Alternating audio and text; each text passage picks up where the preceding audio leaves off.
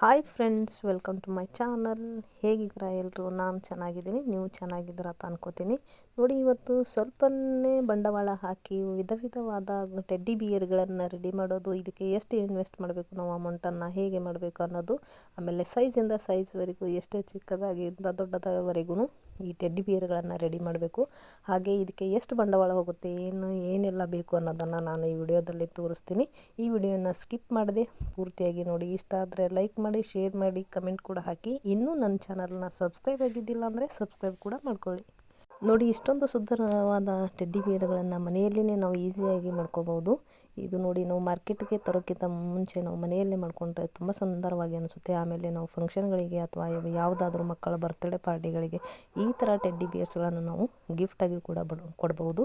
ಇದಕ್ಕೆ ಎಷ್ಟೆಲ್ಲ ಖರ್ಚಾಗುತ್ತೆ, ಆಮೇಲೆ ನಾವು ಮಾಡಿ ಎಷ್ಟಕ್ಕೆ ಸೇಲ್ ಮಾಡಬೇಕು ಅನ್ನೋದನ್ನು ಈ ವಿಡಿಯೋದಲ್ಲಿ ನಾನು ಪೂರ್ತಿಯಾಗಿ ತೋರಿಸ್ತೀನಿ. ವಿಡಿಯೋವನ್ನು ಪೂರ್ತಿಯಾಗಿ ನೋಡಿ. ಎಷ್ಟು ದೊಡ್ಡದಿಂದ ಹಿಡ್ಕೊಂಡು ಸಣ್ಣದವರೆಗೂ ಎಷ್ಟು ಚಂದವಾಗಿ ಸುಂದರವಾಗಿ ಈ ಟೆಡ್ಡಿ ಬಿಯರ್ಗಳಿವೆ. ಇದಕ್ಕೆ ಬೇಕಾಗಿರುವಂತಹ ಸಾಮಗ್ರಿಗಳು ಏನೇನು ಅನ್ನೋದನ್ನು ನೋಡೋಣ ಬನ್ನಿ. ನೋಡಿ, ಇದು ಕಾಟನ್ಗಳನ್ನು ತೊಗೋಬೇಕು ಅಂತಂದರೆ, ಇದು ಕಾಟನ್ ಎಲ್ಲಿ ಸಿಗುತ್ತೆ ಅಂದರೆ ಮೆಡಿಕಲ್ಗಳಲ್ಲಿ ಸಿಗುತ್ತೆ.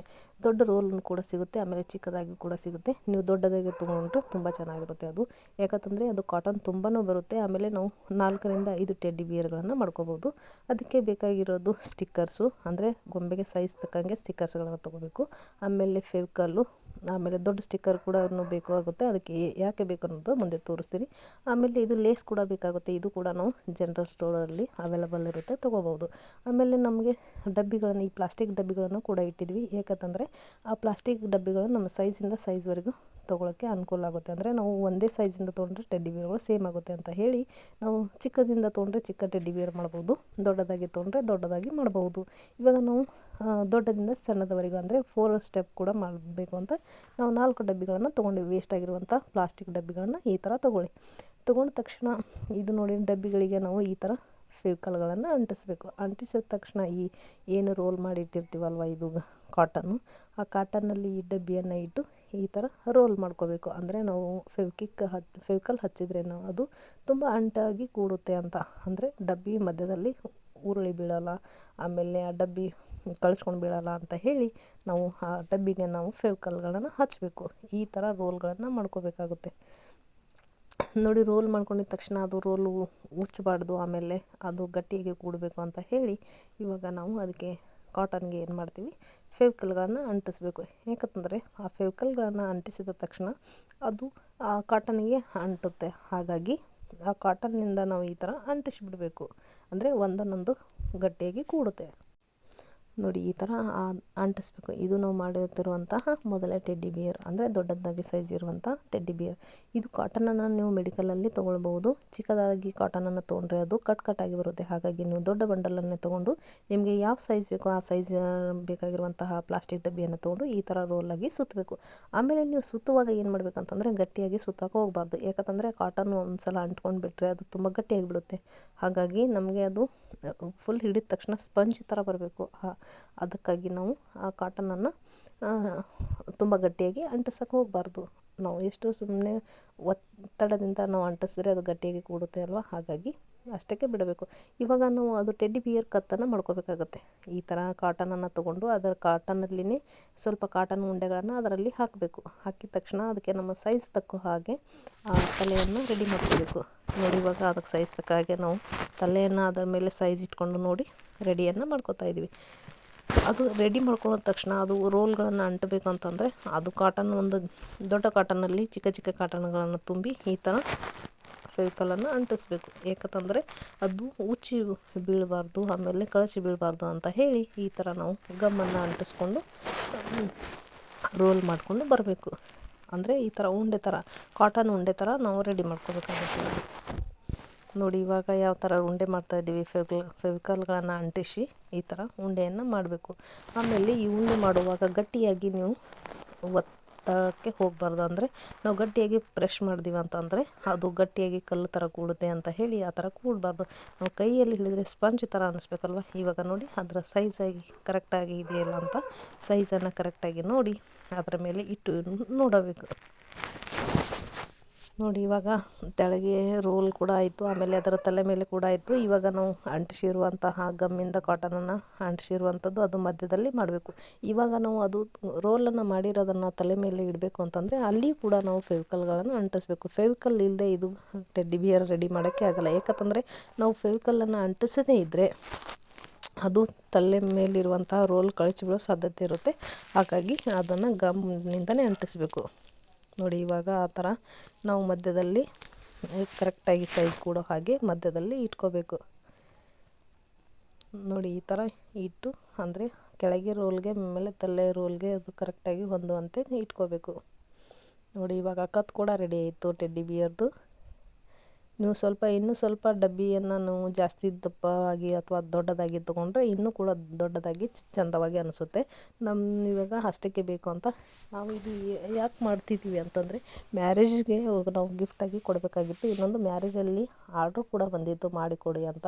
ಹಾಗಾಗಿ ನಾನು ನಮ್ಮ ಫ್ರೆಂಡ್ಸ್ ಸೇರಿ ಮಾಡ್ತಾಯಿದ್ವಿ. ನೋಡಿ ಇವಾಗ ಅದಕ್ಕೆ ನಾವು ಇನ್ನೂ ಕೈ ಕಾಲು ತಲೆ ಅಂತ ಮಾಡಾಯಿತು. ಕಿವಿಗಳನ್ನು ಮಾಡಬೇಕಲ್ವ, ಹಾಗಾಗಿ ಇವಾಗ ಅದೇ ಸೇಮ್ ಅದಕ್ಕೆ ಹೊಂದುವಂತಹ ಸಣ್ಣದ ರೋಲ್ಗಳನ್ನು ಮಾಡ್ಕೋಬೇಕಾಗುತ್ತೆ. ಒಂದೇ ಸೈಜಿನಲ್ಲಿರುವಂತಹ 6 ರೋಲ್ಗಳನ್ನು ಮಾಡ್ಕೊಳ್ಬೇಕಾಗುತ್ತೆ.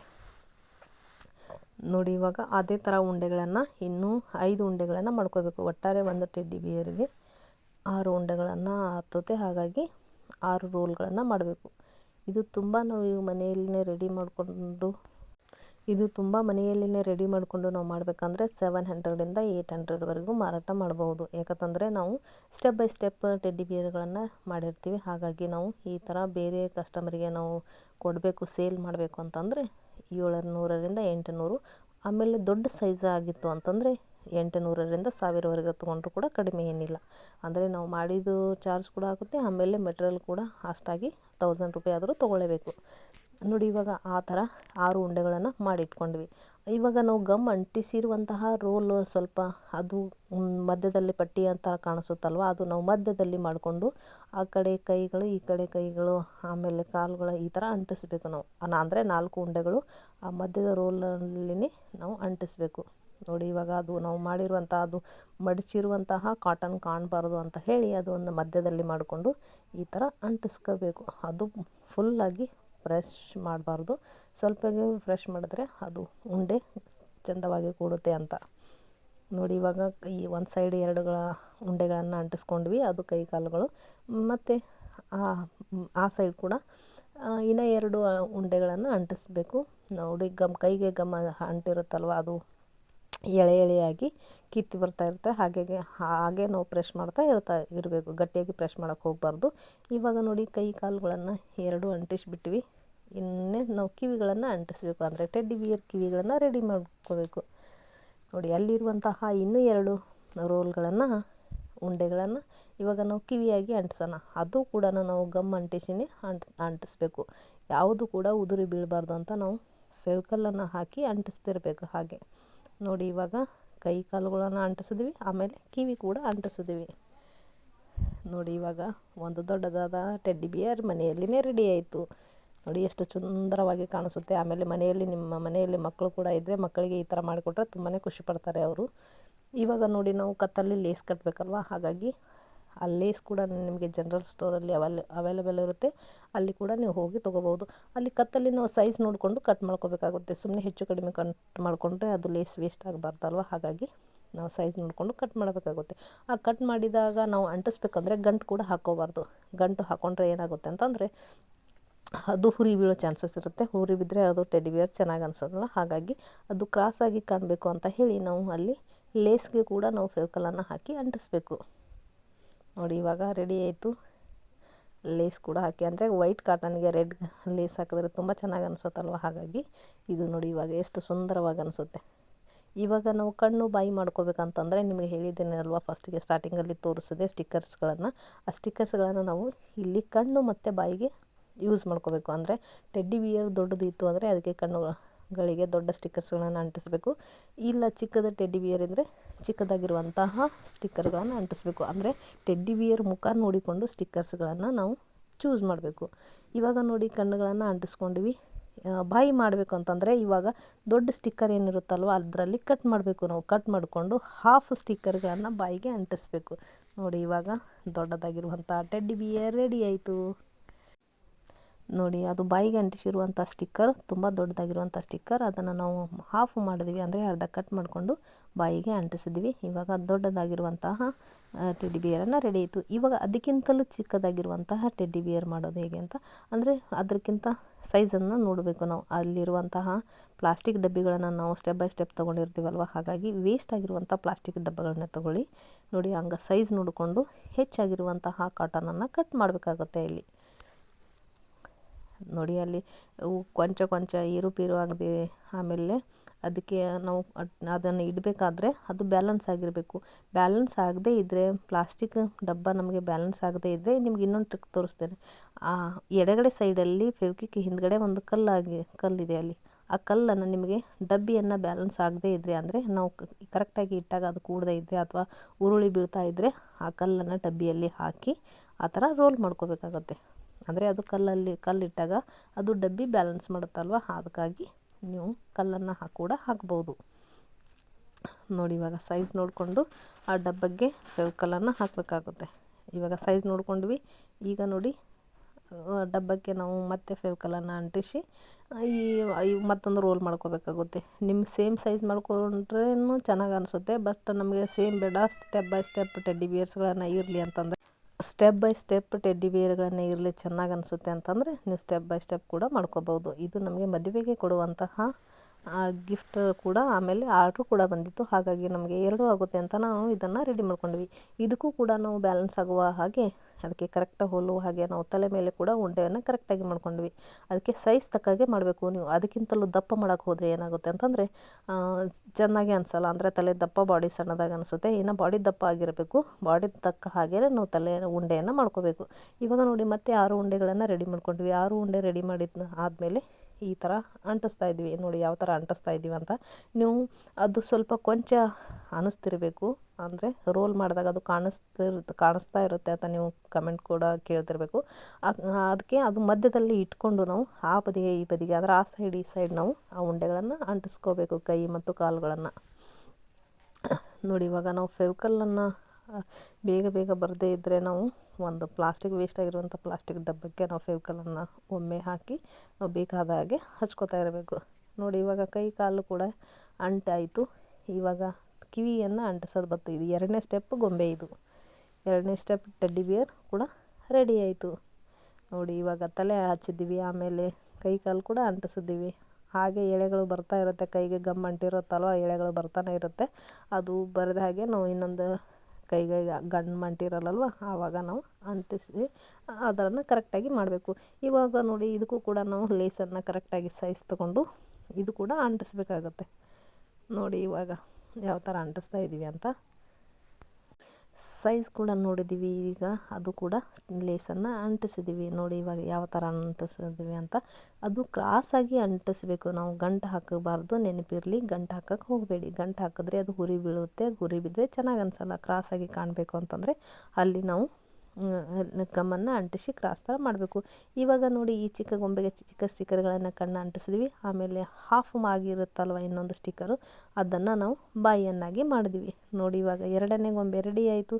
ಇವಾಗ ಮತ್ತೆ 3ನೇ ಗೊಂಬೆ. ಈ ಡಬ್ಬದಲ್ಲಿ ಬ್ಯಾಲೆನ್ಸ್ ಆಗದೇ ಇದ್ದರೆ ನೀವೇನು ಮಾಡಬೇಕಂದ್ರೆ ಬ್ಯಾಲೆನ್ಸ್ ಆಗೋ ಥರ ಆ ಡಬ್ಬಿಯಲ್ಲಿ ಒಂದು ಕಲ್ಲನ್ನು ಹಾಕಿ ಬ್ಯಾಲೆನ್ಸ್ ಮಾಡಿ ಇಡಬೇಕು. ಇದು 3ನೇ ಸ್ಟೆಪ್ ಗೊಂಬೆ ರೆಡಿ ಆಯಿತು. ರೆಡಿ ಮಾಡ್ತಾಯಿದ್ವಿ. ನೋಡಿ ಇವಾಗ ಇದು ಥರ ರೋಲ್ ಮಾಡ್ಕೊಂಡ್ವಿ. ಈಗ ಇದಕ್ಕೂ ಕೂಡ ತಲೆ ಮೇಲೆ ಉಂಡೆ ಮಾಡ್ಕೊಂಡ್ವಿ. ಅದೇ ಥರನೇ ಇದಕ್ಕೂ ಕೂಡ 6 ಕಾಲು, ಕೈಗಳ ಕಿವಿಗಳು ಸೇರಿ 6 ಉಂಡೆಗಳನ್ನು ಮಾಡ್ಕೋಬೇಕು. ಮಾಡ್ಕೊಂಡಾದಮೇಲೆ ಇದಕ್ಕೂ ಕೂಡ ಇದು ಚಿಕ್ಕದಾಗಿರುವಂಥ ಟೆಡ್ಡಿ ಬಿಯರ್ಗೆ ಚಿಕ್ಕದಾಗಿರುವಂಥ ಸ್ಟಿಕ್ಕರ್ಸು, ಆಮೇಲೆ ಚಿಕ್ಕದಾಗಿರುವಂತಹ ಸ್ಟಿಕ್ಕರನ್ನು ಕಟ್ ಮಾಡಿ ಬಾಯಿ ಕೂಡ ಅಂಟಿಸ್ಬೇಕು. ನೋಡಿ ಇದು ಚಿಕ್ಕದಾದ ಟೆಡ್ಡಿ ಬಿಯರ್ ಮುದ್ದಾಗಿ ಎಷ್ಟು ಚೆನ್ನಾಗಿ ಸುಂದರವಾಗಿ ಕಾಣಿಸ್ತದೆ ಅಂತ. ನೀವು ಕೂಡ ಈ ಥರ ಮನೆಯಲ್ಲಿ ಕಡಿಮೆ ಸಾಮಗ್ರಿಗಳನ್ನು ಬಳಸ್ಕೊಂಡು ಇನ್ನೊಂದು ಬೇರೆಯವರಿಗೆ ನೀವು ಸೇಲ್ ಮಾಡಬೇಕು ಅಂತಂದರೆ ಈ ಥರ ಮಾಡಿ ಒಂದು ಸಲ ನೀವು ಮಾಡಿ ತೋರಿಸಿದರೆ ಪ್ರತಿ ಸಲ ಕಸ್ಟಮರ್ಸ್ಗಳು ನಿಮ್ಮ ಮನೆ ಹತ್ತಿರ ಬಂದು ನಿಲ್ತಾರೆ. ಯಾಕಂತಂದರೆ ನೀವು ಬೇರೆ ಥರ ಮಾರ್ಕೆಟಲ್ಲಿ ತೊಗೊಳೋಕ್ಕಿಂತ ಮುಂಚೆ ಮನೆಯಲ್ಲಿ ಮಾಡಿದ್ರೆ ಇನ್ನೂ ಚೆನ್ನಾಗಿ ಅನಿಸುತ್ತಲ್ವ. ಬೆನಿಫಿಟ್ ಕೂಡ ಇರುತ್ತೆ. ಮನೆಯಲ್ಲಿ ಕೂತು ಈ ಥರ ವರ್ಕ್ ಮಾಡೋದ್ರಿಂದ ನಮಗೆ ಆದಾಯ ಕೂಡ ಬರುತ್ತೆ. ಹಾಗಾಗಿ ಮನೆಯಲ್ಲಿ ಕುಳಿತು ಈ ಥರ ಕೂಡ ನಾವು ವರ್ಕನ್ನು ಮಾಡ್ಬೋದು, ಗಳಿಕೆಯನ್ನು ಮಾಡ್ಬೋದು. ನೋಡಿ ಇವಾಗ ಪುಟ್ಟದಾಗಿರುವಂಥ ಸಣ್ಣದಾಗಿರುವಂಥ ಟೆಡ್ಡಿ ಬಿಯರ್ ಕೂಡ ರೆಡಿ ಆಯಿತು. ಮುದ್ದಾಗಿರುವಂಥ ಕ್ಯೂಟ್ ಟೆಡ್ಡಿ ಬಿಯರ್. ನೋಡಿ ಇವಾಗ 4 ಟೆಡ್ಡಿ ಬಿಯರ್ಗಳು ಎಷ್ಟು ಸುಂದರವಾಗಿ ಕಾಣಿಸುತ್ತೆ ನೋಡಿ. ಇವಾಗ ಸ್ಟೆಪ್ ಬೈ ಸ್ಟೆಪ್ ಟೆಡ್ಡಿ ಬಿಯರ್ಗಳು ರೆಡಿ ಆದವು ನೋಡಿ. ಅವಕ್ಕೆ ಬಾಯಿ ಕೂಡ ಎಷ್ಟು ಚೆನ್ನಾಗಿ ಅಂಟಿಸಿತು. ಆಮೇಲೆ ಸ್ಟಿಕ್ಕರ್ಸ್ ಕೂಡ ಕಣ್ಣುಗಳು ಎಷ್ಟು ಚೆಂದವಾಗಿ ಕಾಣಿಸುತ್ತೆ ಅಲ್ವಾ. ಬಿಳಿಯಾಗಿರುವಂಥ ಟೆಡ್ಡಿ ಬಿಯರ್ಗಳು, ತುಂಬ ಸ್ಪಂಜ್ ಆಗಿರುವಂಥ ಟೆಡ್ಡಿ ಬಿಯರ್ಗಳು ರೆಡಿ ಆಯಿತು. ನಿಮ್ಮ ಶೋಕೇಶಲ್ಲಿ ಅಥವಾ ನಿಮ್ಮ ಟಿ ವಿ ಮೇಲೆ ನಿಮ್ಮ ಮನೆಯಲ್ಲಿ ಈ ಥರ ಟೆಡ್ಡಿ ಬಿಯರ್ಸ್ಗಳು ಸ್ಟೆಪ್ ಬೈ ಸ್ಟೆಪ್ ಇಟ್ಟರೆ ತುಂಬ ಸುಂದರವಾಗಿ ಚೆಂದವಾಗಿ ಕಾಣಿಸುತ್ತೆ. ಹಾಗಾಗಿ ನೀವು ಕೂಡ ನಿಮ್ಮ ಮನೆಯಲ್ಲಿ ಮಾಡಿ, ಆಮೇಲೆ ಕಸ್ಟಮರ್ಗಳಿಗೆ ಕೂಡ ಮನೆಯಲ್ಲಿ ಕುಳಿತು ಈ ಥರ ಮಾಡಿ ಸೇಲ್ ಮಾಡಿ ಬೆನಿಫಿಟ್ ಕೂಡ ಆಗುತ್ತೆ. ನೀವು ಮಾಡಿದಂತಹ ಕೆಲಸಕ್ಕೆ ಎಷ್ಟು ಆದಾಯ ಬರುತ್ತೆ ಅದಕ್ಕಿಂತಲೂ 100-200 ಜಾಸ್ತಿ ಮಾಡ್ಕೊಂಡು ತೊಗೊಂಡ್ರೆ ನಿಮಗೆ ಮನೆಯಲ್ಲಿ ಕುಂತು ಅದು ಪೇಮೆಂಟ್ ಕೂಡ ಬಂದ ಹಾಗಾಗುತ್ತೆ. ಈ ಟೆಡ್ಡಿ ವಿಯರ್ಗಳಿಗೆ ನಾವು ತೊಗೊಂಡಿರೋದು 1000 ರುಪೀಸ್, ಅಂದರೆ 4 ಸ್ಟೆಪ್ ಬೈ ಸ್ಟೆಪ್ ಮಾಡಿರುವಂಥ ಟೆಡ್ಡಿ ವಿಯರ್ 4. ಹಾಗಾಗಿ ನಾವು ಇದಕ್ಕೆ 1000 ರೂಪಾಯಿಯನ್ನು ತೊಗೊಂಡ್ವಿ. ನೀವು ಕೂಡ ಮನೆಯಲ್ಲಿ ಮಾಡಿ ಅಂತ ಹೇಳ್ತಾ ಈ ವಿಡಿಯೋನ ಎಂಡ್ ಮಾಡ್ತಾ ಇದ್ದೀನಿ. Thank you, bye bye. ಇದೇ ಥರ ನೀವು ಕೂಡ ಮಾಡಿ.